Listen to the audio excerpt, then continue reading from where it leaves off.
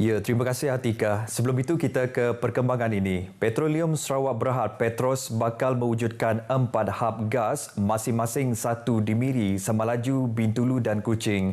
Premier Sarawak Dato' Patinggi Tan Sri Abang Johari Tun Openg berkata, pelan jangka panjang ini adalah bagi memberikan bekalan gas dan tenaga bersih yang mencukupi kepada seluruh penduduk ke arah memacu pertumbuhan ekonomi negeri menjelang tahun 2030. Datuk Patinggi Tan Sri Abang Johari berucap pada majlis makan malam sambutan ulang tahun ke-5 Petros di Kuching malam tadi menjelaskan bagi keempat-empat projek itu dianggarkan menelan kos pelaburan sekitar 6 bilion ringgit. Malah katanya bagi sepanjang 10 tahun untuk 4 hub tersebut, jumlah pelaburan yang diunjurkan adalah 65 bilion ringgit termasuk industri nilai tambah hiliran.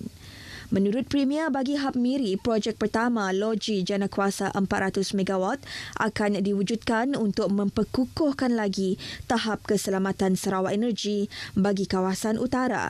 Manakala bagi Hub Semalaju pula, Petros akan memasang saluran paip gas dan bersama-sama Sarawak Energi Berhad membina loji janakuasa terutama untuk melengkapkan Semalaju sebagai zon industri berat. Katanya lagi, Sarawak harus memanfaatkan potensi kekayaan sumber semula jadi yang sedia ada dengan lebih agresif dan bertanggungjawab.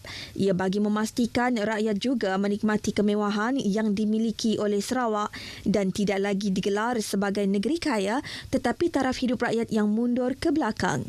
Premier Sarawak berkata sejak beliau memimpin Sarawak pada tahun 2017, syarikat minyak dan gas itu adalah entiti pertama yang ditubuhkan untuk memenuhi aspirasi rakyat Sarawak agar rakyat dapat menikmati kekayaan sumber aslinya, terutama melibatkan minyak dan gas. Baik, sementara itu, Pengerusi Petroleum Sarawak Berhad Petros Tan Sri Dato' Amar Hamid Bungo berkata Petros juga telah melaksanakan perjanjian Indo-HOA dengan syarikat Petronas bagi penjualan dan pembelian gas yang diperoleh dari luar pesisir Sarawak untuk loji jana kuasa 400 MW yang dirancang diwujudkan di Miri kelak. Ujarnya ini juga merupakan usaha niaga bagi Petros yang akan datang dengan Sarawak Energi Berhad sebagai rakan kongsi dan pelanggan. Tan Sri Dato' Amar Hamid berucap demikian pada majlis makan malam sambutan ulang tahun ke-5 Petros di Kuching. Pada majlis itu, beliau juga memberitahu bahawa Petros komited menyediakan platform untuk memperkasa kemahiran anak-anak tempatan dalam pelbagai bidang. Menurutnya, seramai 12 graduan daripada pelbagai bidang akademik kini menyertai program pembangunan bakat atau Graduate Development Program sejak dimulakan pada Ogos lepas untuk menjalani latihan industri sambil bekerja bersama Petros. Beliau yakin ini akan memberi peluang kepada anak-anak Sarawak untuk meningkatkan kepakaran dan kemahiran serta menyumbang kepada syarikat milik Sarawak itu. Saudara, tempoh 14 hari bermula 5 November depan adalah memadai untuk semua parti yang akan bertanding dalam pilihan raya umum ke-15 PRU15 berkempen dan menyebarkan maklumat kepada pengundi. Ketua Whip Gabungan Parti Sarawak GPS Datuk Seri Fadilah Yusof dalam satu kenyataan media memaklumkan dengan pemilihan hari Sabtu sebagai hari mengundi adalah diharapkan peratusan pemilih berdaftar yang keluar mengundi akan lebih ramai. Ini kerana ujar beliau pada hari Sabtu, majoriti rakyat mempunyai lebih kelapangan untuk keluar mengundi dengan selesa. Beliau juga percaya kesemua parti yang akan bertanding telah bersiap sedia dan sudah turun ke akar umbi dari awal lagi, memandangkan pilihan raya kali ini memang sudah dijangka akan diadakan pada bila-bila masa sahaja. Sementara itu, Setiausaha Agung GPS Datuk Seri Alexander Nantalinggi berkata, tempoh yang ditetapkan bersesuaian dengan keluasan negeri Sarawak dan juga Sabah. Ujar Datuk Seri Alexander lagi, tempoh 14 hari itu juga memberi lebih banyak masa, peluang dan ruang terutamanya kepada pengundi untuk pulang menunaikan tanggungjawab mereka. Ditanya mengenai persediaan GPS, beliau berkata parti itu sememangnya sentiasa siap sedia sejak selesainya pilihan raya negeri Dewan Undangan Negeri Sarawak yang lepas. Memang sepanjang masa selepas pilihan raya negeri yang lalu, wakil-wakil rakyat GPS sentiasa di lapangan, adun membantu ahli parlimen juga selalunya di lapangan. Tapi kita bersedia, GPS bersedia dan seharusnya sesiapa bertanding patutnya bersedialah untuk membantu pengundi untuk kita mengelakkan kejadian yang tidak diingini. Ujar beliau lagi, GPS juga telah bersiap sedia daripada segi logistik dan keperluan lain yang diperlukan bagi berdepan musim tengkujuh sekiranya berlaku semasa tempoh PRU dilaksanakan. Datuk Seri Alexander berkata demikian ketika diminta mengulas mengenai sidang media pengumuman PRU ke-15 oleh Suruhanjaya Pilihan Raya SPR hari ini. Pengiktirafan dan pemberian surat hak milik tanah Hak Adat Bumiputera NCR bukti kerajaan negeri sentiasa berusaha dan mengkaji kaedah bagi mempercepatkan proses penyukatan pengukuran tanah NCR. Menteri Perdagangan Dalam Negeri dan Hal Ehwal Pengguna Datuk Seri Alexander Nantalingi berkata, atas dasar itulah program pengukuran tanah NCR inisiatif baru pada tahun 2010 telah diperkenalkan. Jelas Datuk Seri Alexander, penyerahan Warta Seksyen 6 Kanun Tanah Negeri KTN dan penyerahan cek pampasan tanah kepada 18 orang penerima dikapit antara bukti inisiatif kerajaan negeri.